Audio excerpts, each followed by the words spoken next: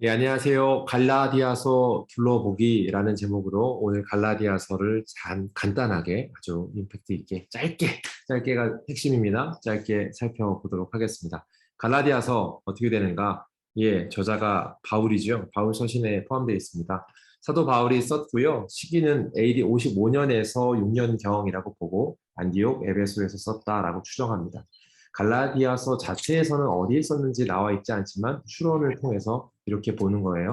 갈라디아 지역 기독교인들에게 대상으로 이렇게 썼다라고 되어져 있고요. 이 부분에 대한 것은 다시 한번 뒤에 살펴보겠습니다.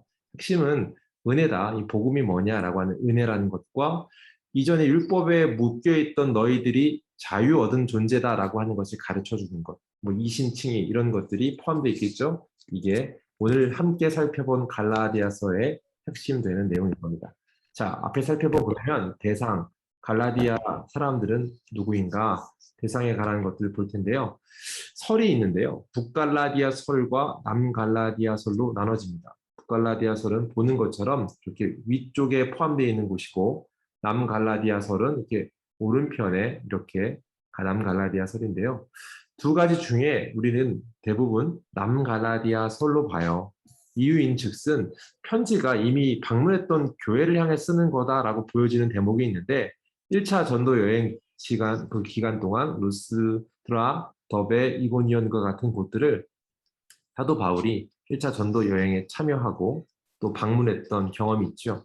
그때 전했던 복음, 이전에 내가 전했던, 내가 말했던 이런 표현들을 통해서 이미 만났고 알고 있다라고 보기 때문에 남갈라디아 지방으로 보는 것이 맞다라고 봅니다. 자, 이렇게 보여지는 본문에 대한 내용들을 가지고 살펴보면 될 것 같은데 사도 바울은 편지를 쓰자마자 그가 얼마나 속상한 마음 가운데 썼는가라고 하는 게 본문에 묻어 나오는데요. 이유를 좀 보기 위해서, 살펴보기 위해서 제가 다른 서신서들과 함께 비교했습니다. 어떤 비교냐? 서신서 앞부분에 서론되는 부분인데요. 한번 보시죠. 첫 장면을 비교해보면 분명한데 에베소서도 이렇게 비교할 수 있습니다. 먼저 하나님의 뜻으로 말미암아 그리스도 예수의 사도된 바울은 이라고 얘기했고 편지 빌립보서도 그렇습니다. 그리스도 예수의 종 바울과 디모데는 그러니까 쓰는 사람 발신자에 대한 내용들을 그렇게 길지 않게 쓰고 있습니다. 하나님의 뜻으로 말미암아 그리스도 예수의 사도된 바울과 형제 디모데는 골로새서의 첫 말이고요. 그렇게 짧게 쓰고 나서 동일한 패턴으로 하나님 우리 아버지와 주 예수 그리스도로부터 은혜와 평강이 너에게 있을지어다 라고 하는 평강과 은혜와 평강이 있을지어다 라고 하는 그런 축복의 인사들이 나오는 것이 보통 서신서에 나오는 첫 장면의 바울의 패턴인데 오늘 우리가 읽은 갈라디아서는요 조금 패턴이 다릅니다. 뭐가 다른가? 갈라디아서를 한번 보셔요. 어떻게 되어 있습니까? 예, 첫 줄부터 본인이 누군지에 대한 설명이 장황합니다. 사람들에게서 나는 것도 아니요 사람으로 말미암은 것도 아니요 오직 예수 그리스도와 그의 죽은 자 가운데서 살리신 하나님 아버지로 말미암아 사도된 바울은 이라고 했어요. 그러니까 바울이요 내가 누구인지라고 하는 그 나에 대한 정체성을 굉장히 길게 다루고 있어요. 근데 여기 포인트가 있습니다. 이것은 나의 사도된 것은 하나님의 특권, 하나님으로 말미암아 사람에 의해서 된 게 아니야. 오직 예수 그리스도 죽은 자 가운데 살리신 하나님 아버지로 말미암아 내가 사도됐다라고 하는 사도권에 관한 걸 이야기해요. 왜 그럴까요? 이것은 당시의 문제 때문인데요. 당시 이 갈라디아 사람들, 이 지역에 있는 교회들이 바울을 비방하는 것에 대한 것이 현혹되어 있었습니다. 자, 어떤 뼈아픈 얘기인가. 그것 때문에 바울이 편지를 좀 과격하다 할 만큼 써내려가는 필체가 느껴지는데 그것들을 본문 전체를 살펴보면서 한번 알아가 보도록 하겠습니다. 자, 본문을 한번 읽어가면서 이제 한번 본문의 내용이 그러면 어떻게 진행되는지 어떻게 이해할 수 있는지 한번 보면 좋겠는데요. 당시에는요, 유대인들이라고 하는 사람들이 어떻게 나눠졌냐면 그 우리가 알고 있는 것처럼 그러니까 유대인 출신의 메시아 운동을 통해서 예루살렘에 시작돼서 온 세계로 전파되었던 유대인 출신의 기독교인이 있었고요. 이방인 출신의 기독교인이 있었단 말이에요. 그런데 왕성하게 이 운동이 확산되면서 이방인들이 예수를 믿게 돼서 숫자가 제법 많았습니다. 비둥비둥했습니다. 많은 이방인들이 그렇게 알려져 있고 알게 됐고 그런 상황 중에 논쟁이 일었는데 이방인이 할례를 받아야 된다라고 주장하는 자들에 대한 논쟁이었어요. 이방인들이 반드시 할례를 받아야 되라는 이런 논쟁. 이게 사도행전 15장에 가면 동일하게 나오고 그 배경이 되는 내용이 자세하게 나와 있습니다. 왜 이렇게 이야기하냐면 우리도 알고 있지만 역사적으로 보면 하나님 백성, 하나님 언약 백성이라고 하는 것은 이스라엘의 출발점을 갖고 있죠. 이스라엘. 우리가 알고 있는 아브라함으로부터 출발되어서 쭉 그렇게 진행되어 왔고 그들이 갖고 있는 문화, 유대의 문화가 있었단 말이에요. 그 포커스에 맞춰서 토라라고 불리는 명령, 율법 이것들이 진행되어 왔었습니다. 뭐 할례를 행한다거나 유대의 음식의 문화, 뭐 코셔라든가 또 안식일을 지키는 것처럼 그들이 갖고 있는 관습이 다른 다민족, 이방인들과 구별되는 그들의 문화이고 그들의 모습이었단 말이에요. 그래서 그들이 어떻게 되겠습니까? 유대인 출신 그리스도인들은 이것을 굉장히 신뢰하면서 이걸 강조했습니다. 율법을 지켜야 한다라고 하면서 열심히 이 갈라디아 지방 이 사람들에게까지 와서 전한 거예요. 갈라디아 지방 이방인들에게 와서 니들이 진짜가 되려면 어떻게 해야 되냐면 할례를 받아야 돼라고 말하는 거예요. 그러면서 말을 한 거예요. 바울을 비방한 겁니다. 바울을 비방하고 남성은 할례를 받아야 된다. 그래야지 네가 믿는 게 진짜다. 그걸 증명해라. 라는 식의 강요를 한 겁니다. 근데 이 사실을 사도 바울이 전해 들었습니다. 그때 어떻게 했어요? 마음이 무너지는 겁니다. 자, 마음이 무너진 상황 가운데 이 편지를 쓰고 있습니다. 자, 편지는요, 세 단계로 이루어져 있습니다. 세 단계라기보다 1, 2장, 3, 4장, 5, 6장을 이제 구별해서 볼 수 있는데, 예, 어떻게 됩니까? 유대인 메시아 운동으로 해서 이방인 그리스도인에게 전달되어 그들 사이에 논쟁이 일었습니다. 논쟁의 내용에 대한 답변을 하기 위해 썼는데 1, 2장은 우리 자매님이 1, 2장에 쓰여 있는 내용 부분 한번 읽어주시겠어요? 십자가에 달리신 메시아의 복음, 예, 3, 4장은요? 다민족으로 이루어진 새로운 가족, 5장과 6장은요? 성령을 통해 나타나는 참된 변화, 예, 이렇습니다. 무슨 말입니까? 1, 2장에서는요, 내가 전하는 복음이 뭐야? 라고 하는 복음이 무엇인지를 설명해요. 거기에 더불어 내가 사도된 것도 그분 때문이야 라고 하는 복음에 대한 변론이며 사도권에 대한 논쟁에 대한 변론으로 1, 2장에 기록이 되어 있습니다. 그러면서 3, 4장에서는 모든 민족, 여러 민족이 다시 말해 복음의 원래 확장의 목적은 이스라엘 민족, 유대인에게만 있는 게 아니잖아 라고 하는 것을 그러므로 새로운 가족이 됐다는 개념이 뭔지를 설명해주고 5, 6장에 갔을 때는 새로운 그 가족이 된 사람들, 그들, 그 공동체에 진짜 일어나야 되는 변화가 뭔지라고 하는 걸 설명하는 겁니다. 그게 뭐예요? 성령을 통해서 이러이러한 변화가 나타나. 우리가 잘 아는 것처럼 성령의 9가지 열매 이런 게 여기 나오죠. 변화된 내용이 그렇게 이루어진다라는 겁니다. 한번 정리해 보실까요? 1, 2장은 복음이 뭔지를 설명합니다. 여기에 더불어 사도 바울의 사도권에 대한 걸 변증하고 그러니까 이 일이 확장되어서 이방인들도 구원받았고 그들도 가족이 됐다라는 개념을 3, 4장에서 문제점들을 이야기해주고 5, 6장은 그러므로 진짜 그리스도인은 그럼 어떻게 사는 거야? 라고 하는 적용점을 성령을 통해서 이렇게 변화된 삶을 산다라고 하는 걸 정리했다. 1장의 복음이 무엇인가? 그 복음 안에 이방인들이 어떻게 구원받는 사람, 그 이스라엘 또 하나님 백성, 언약 백성이 되었는가? 언약 백성은 어떻게 살아야 되는가? 이렇게 논리가 흘러가고 있습니다. 자, 그렇게 흘러가는 내용 중에 편지의 시작이 아까 급박하다고 했죠. 아까 읽었던 내용인데요. 갈라디아서 1장 예, 이 나와 있는 내용 여기 있습니다. 1장 1절에서 나와 있는 내용 인사부인데요. 이 부분을 한번 자매 읽어 주시겠어요? 사람들에게서 난 것도 아니요 사람으로 말미암은 것도 아니요 오직 예수 그리스도와 그를 죽은 자 가운데서 살리신 하나님 아버지로 말미암아 사도된 바울은 예. 뭐라고 말해요? 지금 다른 것 아니다라고 이렇게 얘기하면서 본인을 변론해요. 자, 처음에도 시작했습니다. 1장 이제 내용에서 서론의 인사하는 부분에서도 그가 어떤 상황 가운데 있는지가 좀 느껴집니다. 그리고 실제로 1장 10절에서부터 2장 중반까지 15절까지 이르기까지 그가 복음이 얼마나 정답, 그가 전한 복음이 사람의 말로 들은 게 아니라 진짜 예수 그리스도의 복음이다라고 하는 복음의 핵심이 핵심이라는 것을 다시 한번 확인하고 전달하고요. 복음이 뭔지를 얘기하면서 사도로서 내가 정말 예수님 때문에 사도된 사람이야 라고 하는 자기 정체성, 사도, 그 사도권, 그것을 변증합니다. 그렇게 변증하면서 그렇게 이야기하는 것을 살펴볼 수 있고요. 실제 그가 그 얘기를 하면서 어떻게 다메섹 도상에서 예수님을 만났는지를 떠올리게 하는 장면을 회상하면서 이야기를 해줘요. 내가 이렇게 만났지 않았냐라고 하고 정말 실제로 만났다라고 하는 것을 부르심에 대한 내용으로 얘기해요. 그게 사도행전 9장에 가시면 참고로 보실 수 있어요. 그렇게 얘기합니다. 근데 여기에서 어떤 표현이냐면 계속 사람으로 말미암은 것 아니다 막 이렇게 얘기하잖아요. 그러니까 공격받았단 말이에요. 사람이 나의 사도권에 대해서 이렇다 저렇다 할 필요가 없는 거야 라고 하는 것이 계속 있어요. 왜 그러냐면 예수님이 주신 거니까 그 얘기를 계속한단 말이에요. 그래서요 1장에 보면 시작 내용에서 나와 있어요. 그가 사도된 것에 대한 설명을 하면서 이렇게 얘기하는 거예요. 자 보실까요? 네, 네. 16절 17절인데 한번 읽어주시겠어요? 그의 아들을 이방에 전하기 위하여 그를 내 속에 나타내시기를 기뻐하셨을 때에 내가 곧 혈육과 의논하지 아니하고 또 나보다 먼저 사도된 자들을 만나려고 예루살렘으로 가지 아니하고 아라비아로 갔다가 다시 다메섹으로 돌아갔노라.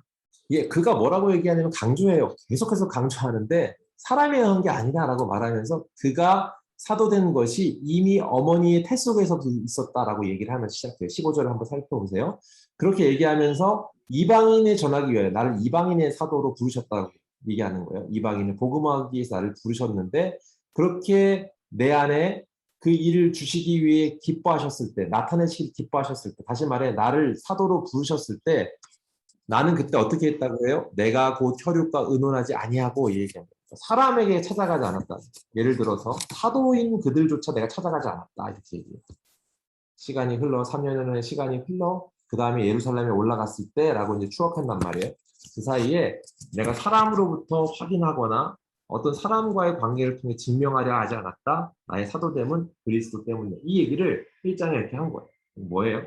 사도가 어떤 사람인지를 변론하는 장면이 여기에 나옵니다. 자, 그렇게 하고 나서 예루살렘에 올라가요. 올라가서 베드로가 게바라 부르는 우리가 알고 있는 베드로입니다. 게바를 만나요. 그와 교제했다는 얘기가 나오고 대화한 내용들이 나옵니다. 내용적으로 그럼 무엇을 했을까? 어떤 대화를 했을까? 성경에 거기 자세히 나와 있지는 않지만 그 사도행전이나 여러 가지 장면으로 추론해 볼 수 있는 것은 그가 이런 발언들을 했던 걸 알 수 있습니다. 이방인과 시간을 보내면서 그가 이방인 그리스도인에게 할례나 유대 음식을 요구하지 않는다고 이렇게 말을 한 거예요. 바울. 그 말을 바울의 이야기를 듣고 다른 사도들이 공감하고 그것에 대해서 지지를 했습니다. 맞다. 우리는 예수 그리스도로 인해 구원받은 거지 유대인들이 했다고 해서 이를테면 뭐 코셔를 지켜야 된다거나 음식 정결법 아니면 또 할례를 이런 것들을 해야 되는 것은 아니다라고 말합니다. 그렇게 말했는데 이제 베드로가 이제 화가 바울이 화가 나서 베드로를 이제 지적하는 장면이 이제 나오잖아요. 이제 2장에 나오는데요. 무슨 말이냐면 베드로가 바뀌었습니다. 베드로도 그 여러 가지 이제 시간을 보내면서 안디옥에서 시간을 보냈단 말이에요. 근데 이방인들과 시간을 보내는 중에 보수파 유대인들, 아까도 말했죠. 보수파 유대인들이 갈라디아 교회에 와서 너희들이 있는 건 아니야, 틀렸어. 할례를 받아야 돼 이렇게 막 했단 말이에요. 그런 것처럼 베드로에게도 온 거예요. 베드로는 거의 위압감을 받았습니다. 압박을 느꼈어요. 그래서 불복해요. 그래서 어떻게 하냐면 이방인과 시간을 보내던 것들을 멀리하기 시작합니다. 그들하고 식사도 하고 했는데 교류를 끊어버려요. 그 장면을 가지고 사도 바울이 베드로를 직역합니다. 뭐라고 말했냐? 내가 이렇게 말했다라고 하는 장면이 14절인데요. 이거 한번 읽어주시겠어요? 그러므로 나는 그들이 복음의 진리를 따라 바르게 행하지 아니함을 묻고 모든 자 앞에서 게바에게 이르되 내가 유대인으로서 이방인을 따르고 유대인답지 않게 답게 살지 아니하면서 어찌하여 억지로 이방인을 유대인답게 살게 하려느냐 하였노라. 예, 아멘. 뭐라 그래요? 복음의 진리를 따라서 네가 행하지 않았다. 무슨 말이야? 그게 구원받는 근거가 아니라는 걸 알면서도 너는 굴복했어. 그러면서 너는 어떻게 유대인으로서 이방인을 따르고 유대인답게 살지 아니하면서 어찌하여 억지로 이방인을 유대인답게 살게 하려니? 너 자체가 유대인답지 않고 진짜 하나님 백성답지 않으면서 억지로 이것을 따르라고 하느냐라고 하면서 이제 변론하듯 대화했다는 거예요. 자, 이렇게 얘기한 겁니다. 이렇게 얘기하면서 그가 생각한, 바울이 생각한 그가 한 그런 행동에 대해서 얘기하는 첫 번째 뭐예요? 그거는 배신이야. 이런 거예요.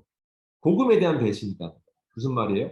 율법으로 아니라 믿음으로 구원받는다는 걸 네가 알면서 율법을 해야 된다고 말하는 거는 이율배반적, 틀렸지 않느냐라고 지적을 했습니다.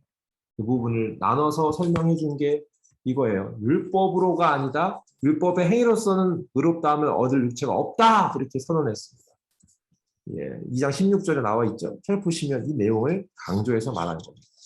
자, 이렇게 강조해서 이 16장의 내용들을 얘기하고 있는데 이거 한번 읽어주시겠어요? 사람이 의롭게 되는 것은 율법의 행위로 말미암음이 아니요 오직 예수 그리스도를 믿음으로 말미암는 줄 알므로 우리도 그리스도 예수를 믿나니 이는 우리가 율법의 행위로서가 아니고 그리스도를 믿음으로써 의롭다함을 얻으려 함이라. 율법의 행위로서는 의롭다함을 얻을 육체가 없느니라. 아멘. 예, 의롭다 하면 얻을 육체가 없다라고 했습니다. 다시 말해 육체로는 그래요. 이게 이제 이신칭인데 의롭다 함이 됐다라고 해서 내가 의롭게 변화됐다라는 게 아니라 의롭다 하는 선언을 받았다 이거죠. 그렇게 된 겁니다. 결국 그러므로 그 선언을 통해서 하나님과 올바른 관계를 받고 죄를 용서받고 하나님의 백성으로서의 사람이 된 건 그렇게 되는 것 그것을 강조합니다. 하나님 은혜로 변화된 인생이 된다는 거예요. 율법으로 되는 게 아니에요. 그리스도를 믿음으로 해요. 라고 지금 16절에 그렇게 강조하고 있습니다. 사람은 자신의 행위가 아닌 또 그분 하나님께서 의롭다 하심의 그 선언을 통해서 하나님 백성이 되는 겁니다. 믿으십니까? 이 얘기를 믿을 수 있게 전했습니다. 그래서 바울이 주장하는 바 그게 뭐예요? 나에게 있는 것, 예수를 믿는 사람은 그분에게 일어난 일, 그분께서 하신 일, 그 일이 동일하게 우리에게도 일어난다 이거. 다시 말해서 예수 그리스도를 닮아가는 자가 그 믿음 안에 예수 그리스도를 닮아감 우리가 성화되어져서 영화의 단계까지 올라가는 것 그분을 믿는 사람들에게 일어난 변화죠. 그게 어떻게 돼요? 나는 죽고 예수로 산다라고 하는 거죠. 나는 죽고 예수로 산다. 그 얘기가 우리가 잘 아는 말씀 갈라디아서 2장 19절 20절에 나오는 거잖아요. 내가 율법으로 말미암아 율법에 대하여 죽었나니 이는 하나님에 대해 살려 함이라. 내가 그리스도와 함께 십자가에 못 박혔나니 그런즉 이제는 내가 사는 것이 아니요 오직 내 안에 그리스도께서 사시는 것이라. 이제 내가 육체 가운데 사는 것은 나를 사랑하사 나를 위하여 자기 자신을 버리신 하나님의 아들을 믿는 믿음 안에서 사는 것이라 라고 하는 말씀을 갈라디아 2장에서 우리가 잘 암송하는 말씀 19절 20절 말씀 그걸 설명했습니다. 자, 그렇게 설명하고 나서 올바른 관계 그것이 뭔가라고 하는 것을 얘기해 주는 거예요. 언약 백성이라는 말 그게 뭔가 이거예요. 예수님이 하신 거 그것을 통해서 새로운 관계 언약 백성이 근거된다라는 겁니다. 무슨 말입니까? 예수 그리스도의 십자가의 죽으심 그 사건을 통해서 내가 언약 백성으로 관계 맺기가 됐다라는 거예요. 자, 이 얘기를 쭉 이야기하고 있습니다. 자, 그러므로 복음을 이해함으로써 그러면 누가 언약 백성이 될 수 있고 새로운 가족의 일원으로 그렇게 되어 산다는 것 아까 말한 성령의 은혜 가운데 어떻게 사는가라고 하는 부분이죠. 그 얘기를 이제 한번 씹어가듯 이야기를 합니다. 밟아가듯 얘기하는 거예요. 자, 그 내용이 어디 있습니까? 창세기 12장에 나와 있는 내용을 근거로 하는데요. 너는 너희 본토 친척 아비 집을 떠나 내가 네게 지시할 땅으로 가라. 막 이렇게 얘기하는 거이죠. 그 장면이 여기에 나오는 겁니다. 자, 보시죠. 보시면 이렇게 되어 있습니다. 바울은요, 아브라함 이야기를 근거로 얘기하고 있어요. 우리가 의롭다함을 받은 것은 다시 말해 그 의롭다함을 받은 것에 대한 내용이 무엇인지를 설명해 주는 거죠. 이를테면 이렇습니다. 아브라함과의 약속이 있죠. 창세기에서 이렇게 약속을 받았는데 이로 인하여서 그가 약속된 복을 누리게 되는 겁니다. 약속하신 하나님의 그 약속이 우리에게 일어나는 것. 하나님의 목적은 그럼 무엇입니까? 믿음에 근거한 백성이 그 사람을 통해서 다민족화되는 것, 온 세계 열방으로 가는 것, 하나님의 민족, 믿음으로 온 민족이 열방이 구원받는 거라는 것을 설명해 주는 거예요. 자, 이렇게 약속한 내용들이 이루어지는데 그러면 궁금증이 생기는 거예요. 그러면 율법은 왜 주신 거야? 이런 궁금증이 생기죠. 이 편지 가운데 그래서 바울이 얘기를 해요. 율법이 뭔지, 율법은 왜 주어졌는지라고 하는 겁니다. 이거에 대해서 아주 간단하게 얘기해 주는데요. 3장 16절, 17절입니다. 한번 읽어볼까요? 이 약속들은 아브라함과 그 자손에게 말씀하신 것인데 여럿을 가리켜 그 자손들이라 하지 아니하시고 오직 한 사람을 가리켜 내 자손이라 하셨으니 곧 그리스도라. 내가 이것을 말하노니 하나님께서 미리 정하신 언약을 430년 후에 생긴 율법이 폐기하지 못하고 그 약속을 헛되게 하지 못하리라. 네, 아브라함이 설명해 주는 건 아브라함으로 설명을 해주고 있는데 이 바울의 설명은 아브라함에게 약속해서 너 구원받겠다. 창세기 12장 1절 2절 너는 너희 본토 친척 아비 집을 떠나 내가 내게 지시할 땅으로 가라. 내가 너로 큰 민족을 이루고 창대케 하리니 너는 복의 근원이 될지라. 너를 축복하는 자 복을 내리고 저주하는 자에게 저주하리니 땅의 모든 민족이 너로 인하여 복을 얻으리라 라고 하는 것. 아브라함과 그의 자손을 통해 복을 이루겠다고 하신 약속의 말씀을 하셨잖아요. 그 약속의 말씀을 하시고 나서 한참 뒤에 율법이 주어졌다는 거예요. 그러니까 율법 때문에 구원받겠다라는 그 행동 때문에 구원받겠다라는 것이 말이 안 되지 않냐라고 하는 걸 설명하는 거예요. 그죠? 이미 약속하셨어요. 근데 430년 후에 생긴 율법이 있어서 그 말을 뒤집어서 그걸 지켜야 구원받는다라고 하면 말이 되지 않는다라고 하는 거. 그것을 강조해 설명하는 겁니다. 언제 주어진. 이 근거로 율법이 다시 말해 구원받는 근거가 아니라는 걸 설명했어요. 그리고 나서 이 유업이 이제 율법으로 나는 게 아닌데라고 하면서 하나님 약속으로 말미암아서 주어졌다라는 것을 이제 18절에 이어서 계속 이렇게 얘기해요. 같은 말씀 맥락입니다. 자, 이렇게 설명한 겁니다. 그런데 이 율법에는 그러면 기능이 있습니다. 율법은 그냥 주어진 건 아닌데 한시적으로 줬다 이렇게 얘기해요. 19절입니다. 한번 읽어주실까요? 그런즉 율법은 무엇이냐 범법함으로 더해진 것이라 천사들이 통하여 한 중보자의 손으로 베푸신 것인데 약속하신 자손이 오시기까지 있을 것이라. 네, 뭐라고 말합니까? 율법이 뭐냐라고 얘기하면서 얘기해 주는 거예요. 임시방편 한시적입니다.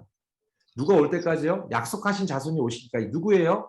한 중보자의 손으로 베푸신 것이 누구예요? 예수 그리스도. 그분을 가리키고 있고 그 내용을 하고 있어요. 예수님 오실 때까지 그때 한시적으로 주어진 거라고 되어 있어요. 제가 이거를 쉬운 성경으로 한번 읽어주면 조금 명확한데 제가 쉬운 성경으로 한번 읽어드릴게요. 3장 19절 이렇게 되어 있습니다. 그렇다면 율법은 무엇을 위해 있습니까? 율법을 사람에게 주신 것은 하나님께서 약속하신 아브라함의 특별한 자손이 오실 때까지 죄가 무엇인지를 밝히기 위해서입니다. 율법은 하나님께서 중보자의 손을 빌어 천사들을 시켜 만든 것입니다. 명확하지요? 예, 얘기합니다. 율법은 한시적인 거다. 그런데 율법 자체가 부정적인 건 아닙니다. 긍정과 부정 두 가지 기능이 있습니다. 엄밀히 말하면 긍정인데 사람의 연약함 때문에 부정적 현상이 나타난 겁니다. 무슨 말인가? 볼게요. 부정적인 기능은 뭐냐? 이게 그 죄악을 더욱더 죄악이라는 것을 알게 되는 기준이 된다는 거예요. 율법을 통해서 인간이 죄성이 있구나, 죄를 범하고 있구나라고 하는 죄를 폭로하다라는 기능이 있습니다. 모든 사람은 죄 아래 있다, 죄 아래 가두어 두었다. 뭐가요? 율법이 이렇게 말해요. 22절에. 22절 뭐라고요? 그러나 성경의 모든 것을 죄 아래 가두었으니 이는 예수 그리스도를 믿음으로 말미암는 약속을 믿는 자에게 주려함이라. 예, 뭐라고 그러냐면 율법이 있으므로 죄 아래 가두었다. 그러니까 율법이 죄를 만든 건 아니잖아요. 율법이 있으므로 내가 죄 안에 있는 게 드러났다. 이렇게 이해해도 좋겠어요. 자, 긍정적인 기능도 있습니다. 24절인데요. 한번 읽어주실까요? 이같이 율법이 우리를 그리스도께로 인도하는 초등교사가 되어 우리로 하여금 믿음으로 말미암아 의롭다함을 얻게 하려 함이라. 예수 그리스도가 오실 때까지 그리스도께로 인도하는 초등교사가 된다. 예, 그리스도께서 오실 때까지 뭘 하는 거예요? 예, 바른 길로 인도하는 초등교사, 약속하신 그분이 오실 때까지 기능이 있다 이거예요. 그러니까 아무 쓸데없는 게 아니고요. 그게 소위 말해서 죄가 오픈되고 드러나게 하는 부정적인 일만 있지 않다라는 것을 얘기해 줍니다. 그분이 오셔서요, 무엇을 하실 것인지 알려주는 역할도 이 율법이 하고 있습니다. 무슨 말입니까? 율법의 내용, 에키스를 축약하면 뭐예요? 하나님 사랑, 이웃 사랑입니다. 그런데 하나님 사랑, 이웃 사랑이 율법이 가르쳐준다. 율법이 하나님 사랑, 창세기 10계명, 창세기란다. 그거냐? 10계명에 10계명의 1계명부터 4계명까지 하나님 사랑에 대한 걸 얘기하고 6계명부터 10계명까지가 이웃 사랑에 대한 걸 말하잖아요. 그 두 가지를 율법이 가르쳐 준다고 해서 그걸 지킬 수 있는 힘을 주는 건 아니잖아요. 그 힘이 없어요. 그렇게 이루지 못해요. 근데 하나님 그분이 오셔서 이 율법을 이루십니다. 하나님 사랑하는 걸 온전히 사랑하시고 이웃 사랑하기를 온전히 사랑하신 분, 율법 성취를 완성하신 분이십니다. 그분이 죄로 인해 형벌받아야 될 우리 대신하여서 형벌받으시고 우리를 구원하신 인류의 구원자 왕 되신 분이었다. 이게 이제 선언이죠. 그렇게 함으로써 우리를 자유롭게 하셨습니다. 그 율법에 묶여있는 우리를 그분이 우리를 해방시켜 주는 거예요. 그 능력을 주셔서 그 능력이 가능하게 하시는 분이 오셔서 하나님 사랑과 이웃 사랑이 가능한 그분이 이 일을 완성하셔요. 그래서 이 복된 소식을 모든 이들이 누리게 됐다 이렇게 선언하는 겁니다. 아까 말했죠. 두 번째 3, 4장의 중요한 것은 다민족, 모든 사람, 열방 그들이 하나님 백성이 되는 것에 대한 개념을 설명해 주는 건데 그게 3장 28절에 이렇게 나왔어요. 뭐라고요? 너희는 유대인이나 헬라인이나 종이나 자유인이나 남자나 여자나 다 그리스도 예수 안에서 하나이니라.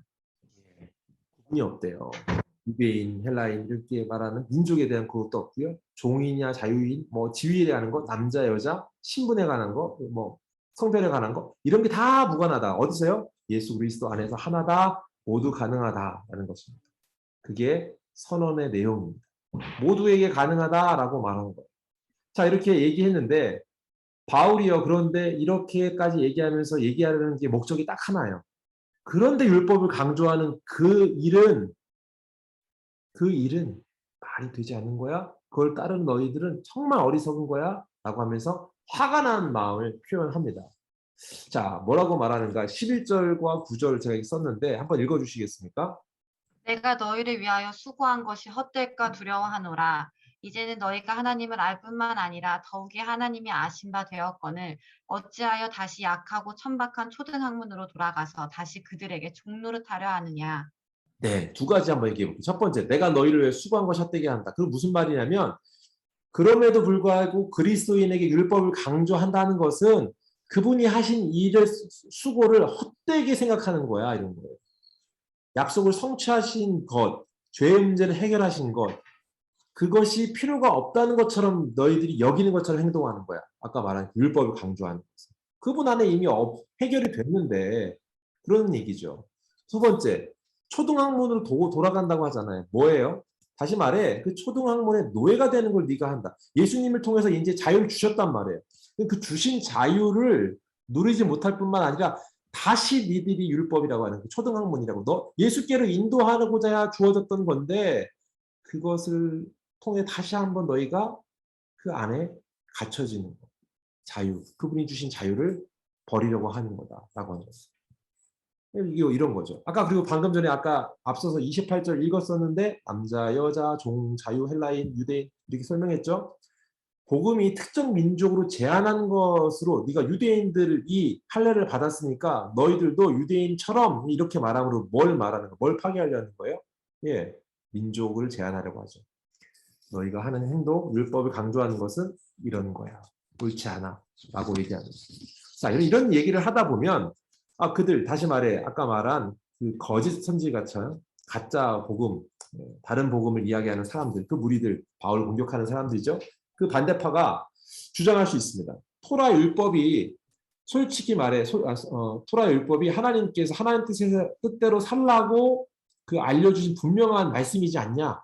그런데 율법을 가르쳐주지 않고 율법을 말하지 않고 이방인들이 어떻게 그걸 듣지 않았는데 배우고 그 뜻대로 살 수 있겠냐라는 거예요. 그런 질문이 생길 거 아니에요. 하나님 뜻대로 살려고 그러면 율법을 알아야 되는데 율법을 그거에 따라서 행동해야지 그걸 안 따르면서 어떻게 한다고 해? 라고 한단 말이에요.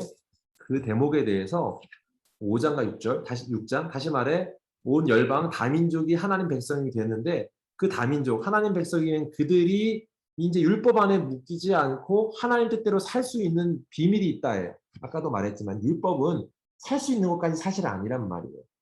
뭐가 하나님의 뜻인지를 가르쳐 주는 것이지 그 뜻을 주어졌다고 해서 제가 살 수 있는 건 아니었는데 이제는 살 수 있는 게 있어요. 방법이 있어요. 그 비결이 있어요. 그게 해결됐어요. 그게 뭐예요? 그리스도의 영, 하나님의 영, 성령을 통해 보내셨다라는 것을 가르쳐 줍니다. 5장과 6절에서 나오는데 5장 25절입니다. 읽어주시죠. 만일 우리가 성령으로 살면 또한 성령으로 행할지니. 네, 성령으로 살면 성령으로 행한다. 무슨 말이에요? 이제 새로운 존재가 된 우리가 성령 안에 거함으로 성령으로서 사는 거라고 하는 것을 강조하고 있습니다. 성령으로 살아야 되는 거예요. 성령으로 행해야 되는 거예요. 이 얘기를 가르쳐 줍니다. 자, 이 얘기를 한번 5장과 6장의 내용으로 한번 집중해서 얘기해 보겠습니다. 율법은요, 어떤 부분은 선한 것이냐? 율법은 선한 것입니다. 앞서도 말했죠? 근데 한계가 분명합니다. 무슨 말이에요? 선하지만 그 자체로 순종할 수 있는 힘이 부여되는 건 아니에요. 분별할 수 있는 건 맞지만. 그런데 기쁜 소식이 있다. 그 가르쳐 주죠. 그게 뭐예요? 복음의 기쁜 소식은 예수님이 우리를 대신해서 율법을 성취하셨습니다. 완성하셨습니다. 그러므로 성령을 통해서 우리 안에 살아 계셔요. 우리 안에 살아 계셔요. 그러므로 우리가 이웃을 사랑하고 하나님을 사랑하는 새 사람으로 변화되었다. 이거예요. 그래서 우리가 성령으로 살면 또한 성령으로 행한다. 예, 우리가 그런 존재로서 살 수 있는 힘이 이제 주어지는 선물이 주어진 겁니다. 그러니까 복음은 기쁜 겁니다. 기쁜 소식입니다. 정답을 가르쳐주고도 못 살게 되는 게 아니라 살 수 있는 존재로의 바뀜이 이 본문 안에, 이 복음 안에 담겨 있다. 야, 그러면 옛사람과 새 사람이 어떻게 다른가? 이 성령 안에 산다는 것으로서 설명해 주는 거예요. 옛사람은 어떤 사람이었습니까? 20절과 21절 보시면 자세히 나와 있어요. 분열하고요, 우상숭배, 시기, 살인, 성적인 부도덕함, 이기심, 뭐가 있죠? 이런 것들로 가득 차 있다고 나옵니다. 그리고 공동체를 무너뜨린다고요. 20절, 21절 이렇게 설명하고요. 그런데 토라는 이런 것을, 다시 말해 율법은 이런 것을 금기했다면 예수님은 단순히 금기하는 게 아니라 그것을 십자가에 못 박혀 죽게 하셨다 이렇게 돼요. 24절이 그렇게 돼 있어요. 24절. 24절을요. 제가 쉬운 성경으로 한번 읽어드릴게요. 5장 24절입니다. 쉬운 성경 읽어드릴게요. 우리가 성령으로 새 생명을 얻었으므로 성령을 따라 살아야 합니다. 라고 되어 있으면서 24절 앞서 이렇게 돼 있어요. 지금 이건 25절이고 24절에 그리스도 예수께 속한 사람은 자기 육체를 정욕과 욕망과 함께 십자가에 못 박았습니다. 내가 그리스도와 함께 십자가에 못 박혔나니 그런즉 이제는 내가 사는 것이 아니요 내 안에 그리스도께서 사신 것이라 라고 갈라디아서 2장 20절에 나왔잖아요. 우리가 성령의 사람으로 존재되는 게 예전에 예수 그리스도께서 십자가 못 박혀 죽으심으로 가능해졌는데 그때 죽으실 때 아까 말한 인간의 탐욕, 불순, 또 시기, 살인과 같은 부도덕함 이런 것들, 공동체를 무너뜨리는 분열의 그 영들 이런 것들을 율법은 못하게 하는 거 안 돼라고 하는 제한, 금기시키는 일만 했다면 예수님은 그것을 못 박았다라고 지금 선언했잖아요. 그게 5장 24절에 있습니다. 그렇게 기록되어 있잖아요. 그리고 나서 예수를 믿고 성령을 의지하는 사람, 그렇게 하는 사람에게는 그 성령의 또 행할지니에 해당하는 성령의 열매가 나타난다.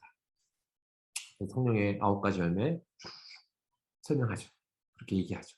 이게 갈라디아서 내용으로 5장에 쭉 나와 있습니다. 성령의 열매는 사랑과 기쁨과 화평과 오래 참음과 자비와 양선과 온유와 절제니 이렇게 쭉 이렇게 충성 온유 절제니 쭉 이렇게 나와 있죠.